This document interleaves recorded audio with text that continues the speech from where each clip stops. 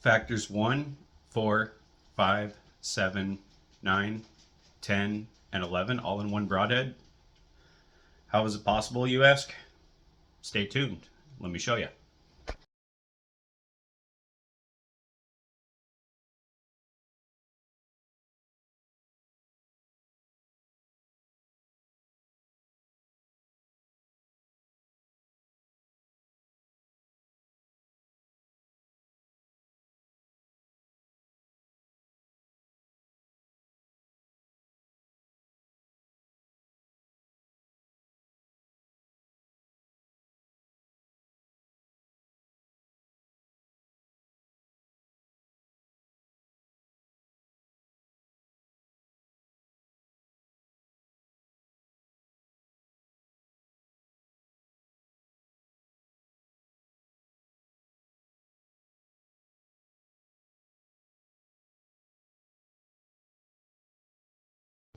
All right, welcome back to another episode of the 11 factor arrow build. My name's Chris.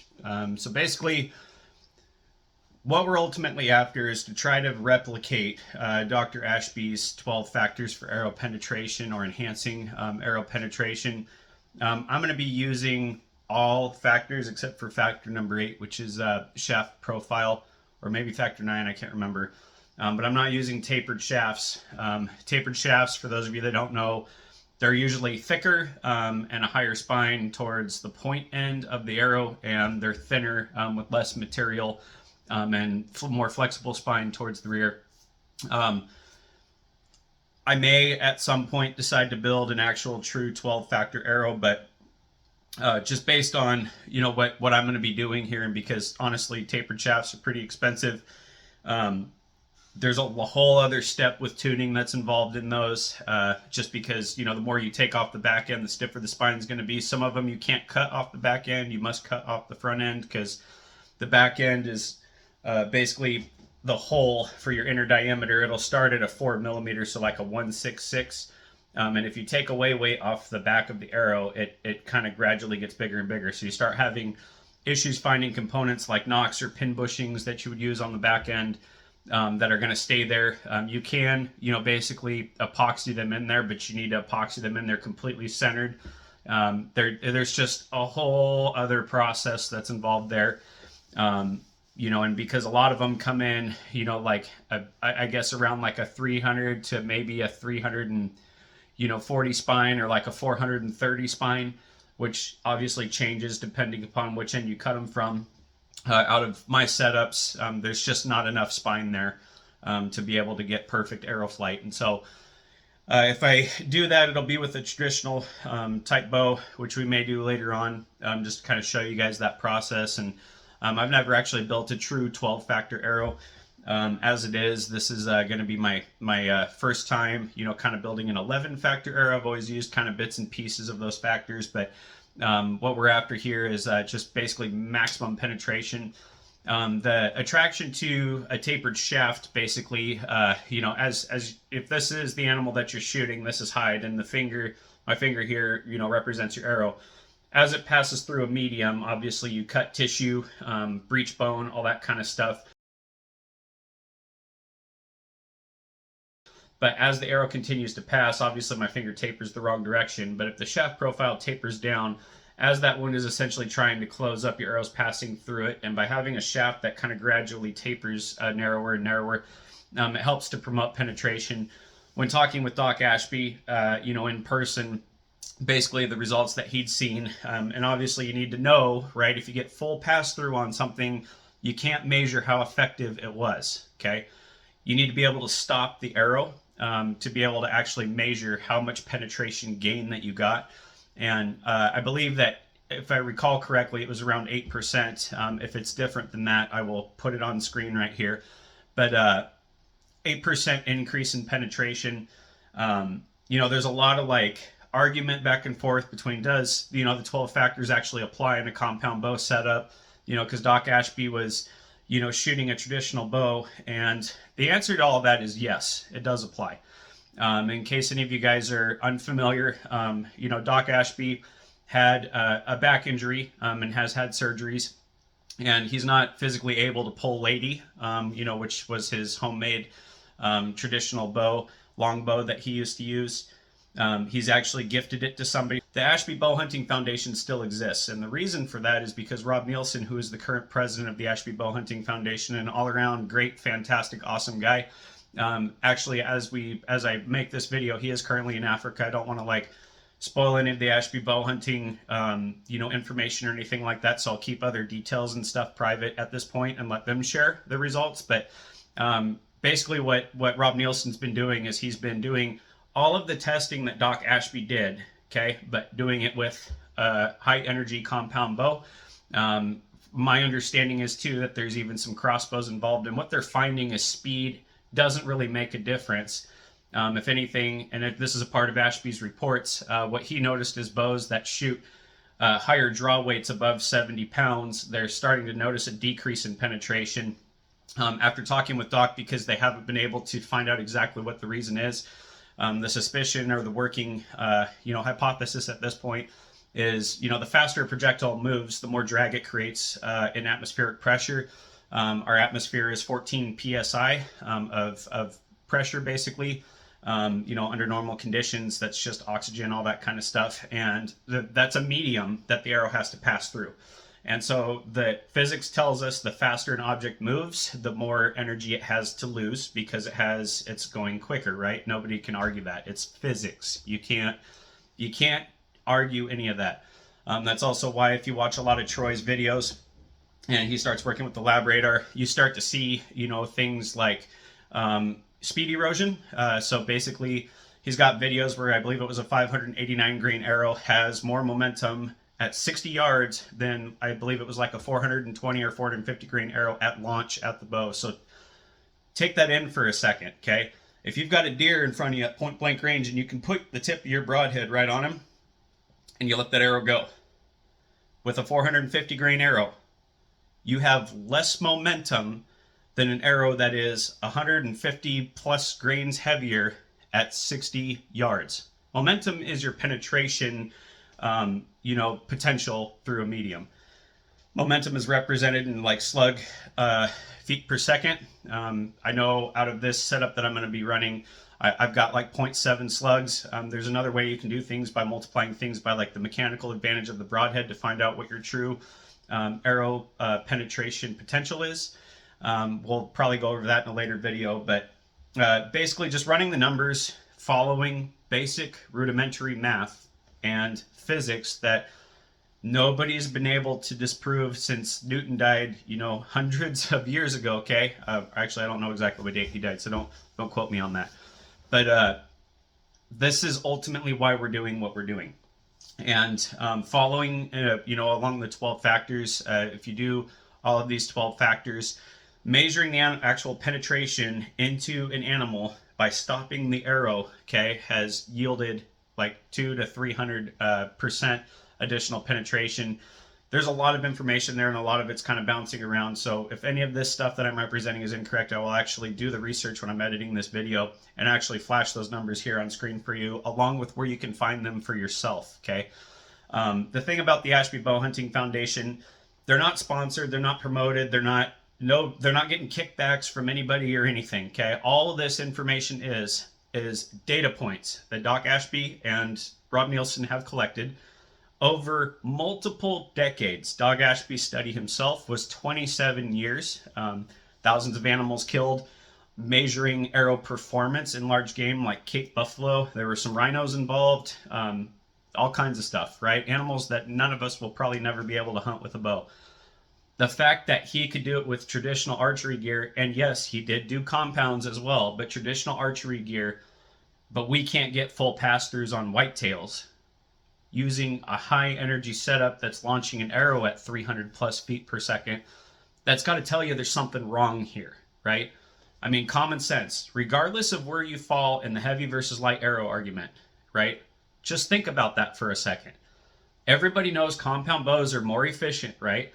How is it that we can't get full pass-throughs on an animal that weighs 150 to 220 pounds, but Doc Ashby can get full penetration and pass-throughs on Cape buffalo and other large game species in Africa. If the compound bow is more efficient because it shoots faster, you should get more penetration. It's not the case. So anyway, what we're going to be doing here is, obviously your broadhead selection has to be pretty crucial in, building a high penetration setup. And so like I showed you guys, I showed you a completed broadhead. These ones here, obviously I haven't done anything with. You'll notice there's no threads on here. Okay, there's a hole. And what we're going to be doing is we're going to be taking these guys. Okay, this is the end that goes into the broadhead. This is the end that goes into your shaft. Obviously there's no threads there either.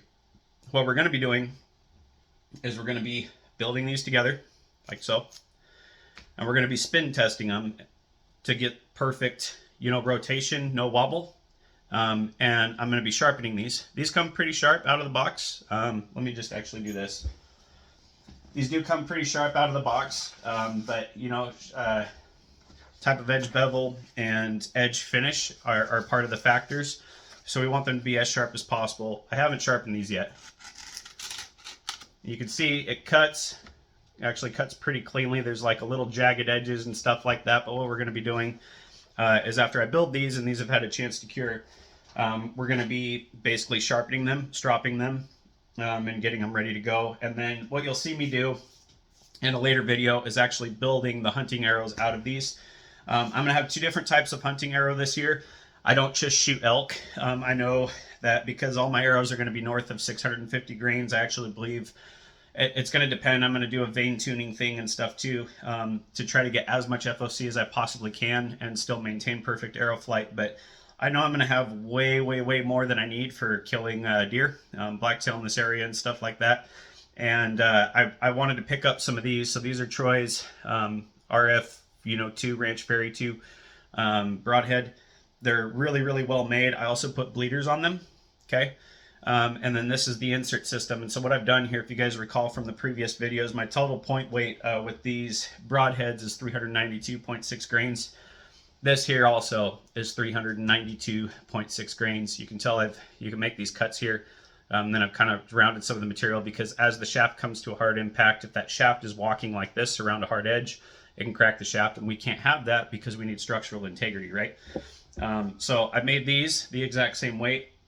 These are what I'll be using on black bear, deer, cougar, mountain lion, pretty much anything else.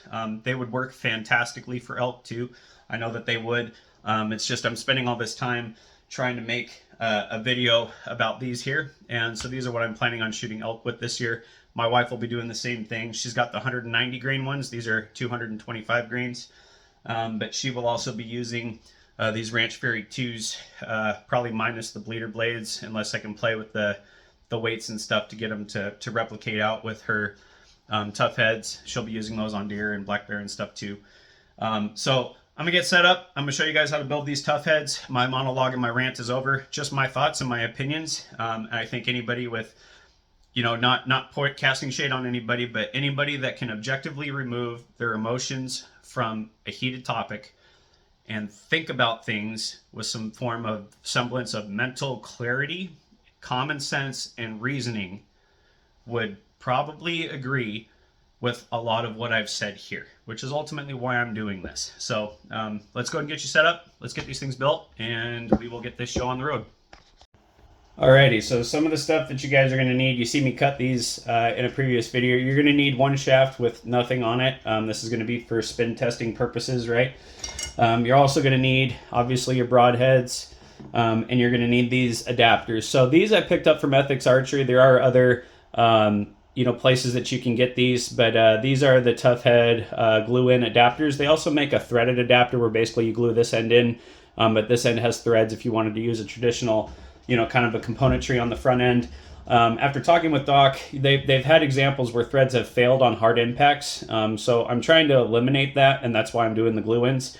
Like I said, for anything that I intend to hunt, probably using a threaded insert would probably be fine. But just for, the sake of trying to preserve what this actually is, I want to go more with a traditional method for doing so. So you're going to need those. You're going to need a spin tester. You're going to need kind of a lightweight hammer. I couldn't find my small one. So, this is like my framing hammer.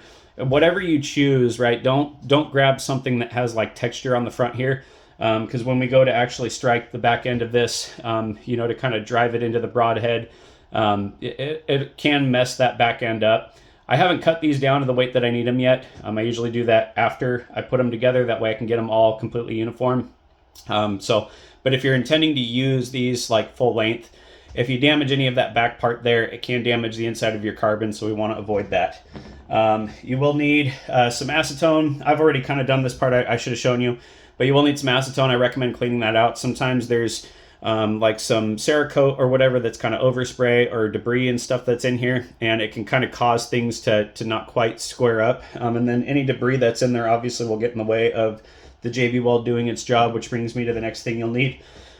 You'll see me continually use this. You can see I'm getting low. I've got enough here basically to be able to do this because it doesn't take much, but you will need some of that. I like using tin foil for mixing up my JB Weld. The reason for that is because it kind of helps to promote a lot of the heat. This will produce kind of like a little bit of natural heat, which kind of helps it cure. And you'll need a stick for being able to apply the JB Weld. And then the last thing that you'll need is going to be just like a piece of scrap wood. You can see I've used this one multiple times. You'll understand what those holes are for here in a second. We want to kind of protect the point of our broadhead and obviously protect whatever surface you're working on. And if you're smacking, you know, these inserts into the broadhead with the point down, it can kind of carve into things. But you do need to do that. I've heard, okay, because if you just kind of force these in there and kind of spin them as best you can, yes, the JB Weld should take over, but smacking them in there just kind of really makes sure, and you don't have to hit it hard. It's not like you're trying to, like, you know, break a rock or anything. You're just trying to give it enough oomph to basically just kind of seat things in there nice and tight. So that's what we're going to get going with. So let's go ahead and do this. This is going to be a little bit difficult just because my field of view is so small, but it looks like you guys can kind of see everything that we're doing there. So just like you've seen me do before, we're going to squirt some of this goodness on there. And then I kind of pull back a little bit so it doesn't keep trying to squirt.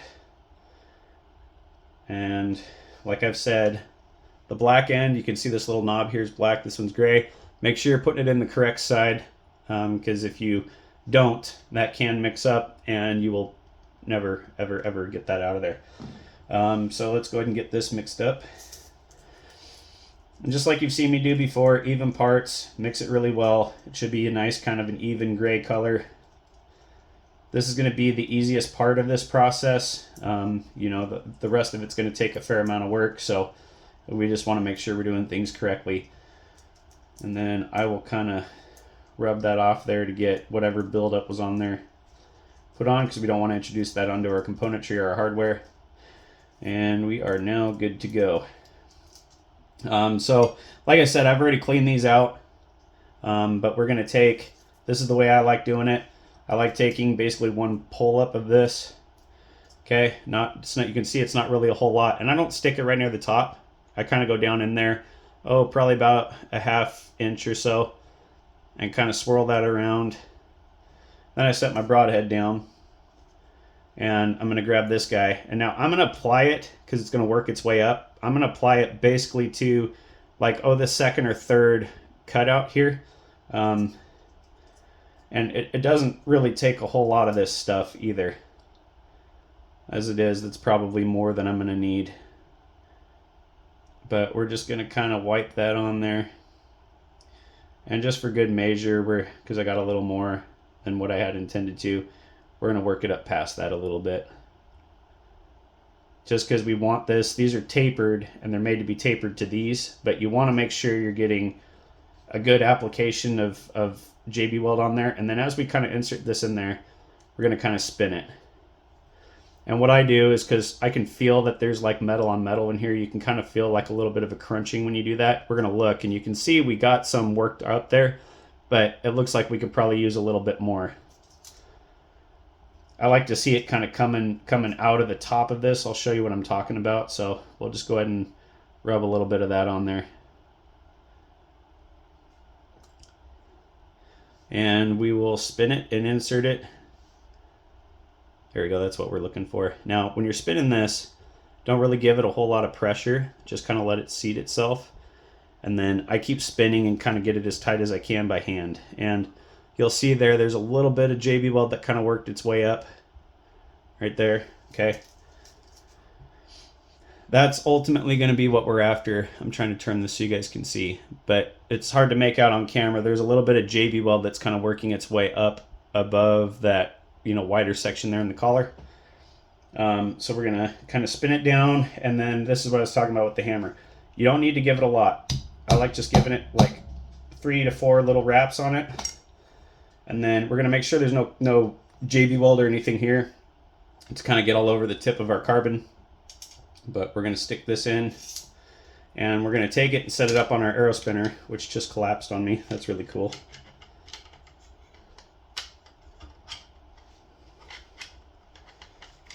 I'm having a hard time doing this while working around the camera. Give me 1 second. Murphy's Law in action. If it can go wrong, it will. All right.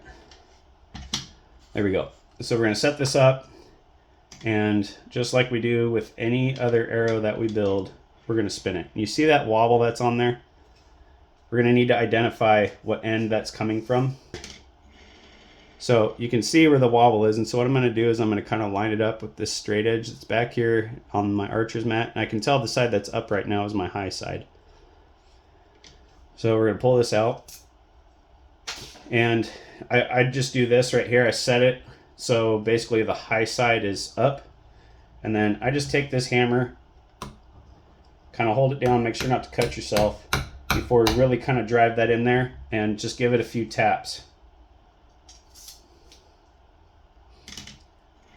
You can see how much more true that is. We still got just the smallest amount of wobble, which is going to be right there. Okay, so now it's this flush side's a little bit high. Set this on, and that was too much. I seen how much it moved.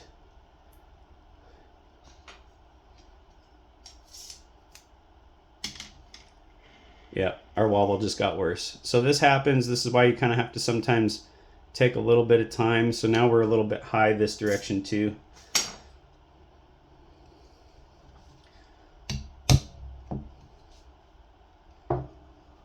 So difficult working around the camera here. A couple little wraps. I'm actually going to probably drive that in a little bit more. I think that was part of the problem. I may not have given it enough of a love tap the first time. All right, so we've got wobble.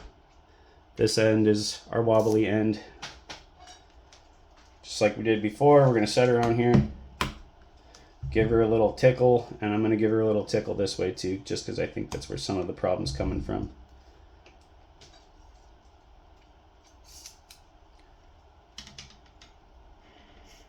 There we go. That's what we're after right there. Perfect. All right, so when you get that handled, this is going to be what you're kind of left with. Now, this is driven in there, but it doesn't mean it can't move yet. So at this point, we're going to stop monkeying with it. We're just going to set it down out of the way, and we're going to go to the next one. These do take just a little bit of effort to just get them spinning so perfect, but I'm telling you, it's well worth it. I can't wait to see what these things do on like a large elk or something this year. I've spent a little time talking with a couple people that have used these with quite a fair amount of success, and what they tell me is the only bad part about using them is you have a hard time finding your arrows, because they go and they just keep going, providing there's a multitude of other factors met. This isn't if you change nothing about your setup, right, other than adding, maybe if you're like 125 grain user, with like a 40 grain insert on the front, you've got like a total arrow weight of like 400 grains, for like a hunting setup, adding these, even if you cut these all the way down, right, to try to get them as light as you possibly can, you're still going to be around like 250-ish plus grains of point weight, maybe even more.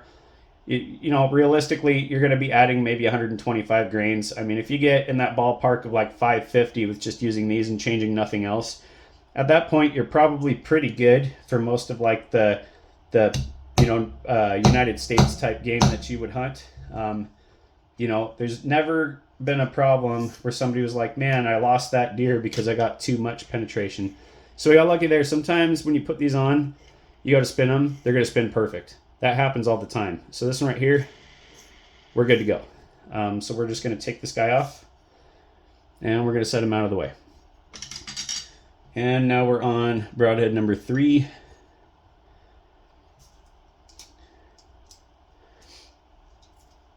I want the problem of too much penetration.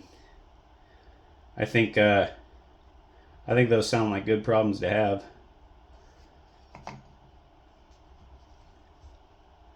And I'm going to put a little bit of this goodness on the adapter. And just to try to keep things as even as possible, I'm going to use basically 3 gobs of this stuff. I put 1 in the broadhead, and I put like 2 on the adapter. So I'm just going to keep doing that. Okay, just like that.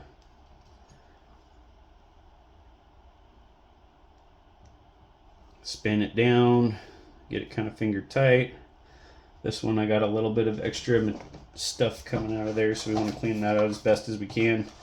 We don't want that to wind up on our carbon unless we were completely, truly, fully ready to just build these out, which I'm not there yet, because there's some other steps that we have to do that I have to show you guys on camera. But go ahead and get that cleaned out. Try not to cut yourself. Okay. And give her a couple wraps with the hammer. Just a couple little love taps. And we're almost perfect for our spin there. So it looks like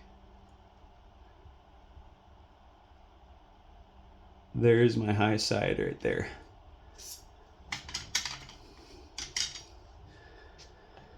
So she needs one little tickle this way.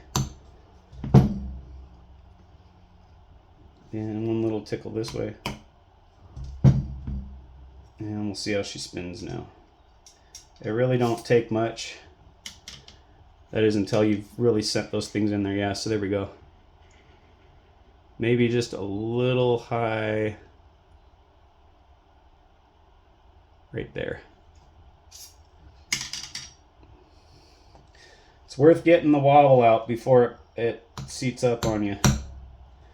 Take the time, be diligent, do a good job. There we go. That's what we're after right there. So now that we got that, give her a couple extra taps, just seat her in there real good, and then double check your spin. Perfect. All right, so there you have it. The actual, if I wasn't talking and monologuing and putting this stuff on film, I would say the 3 of these probably only took me like 5 minutes to put together. Not really super difficult. I mean, honestly, anybody, as long as you know what end of the hammer to hold and how to mix up JB Welder epoxy, could probably do this pretty well. Definitely not difficult. So we've got 3 of these now.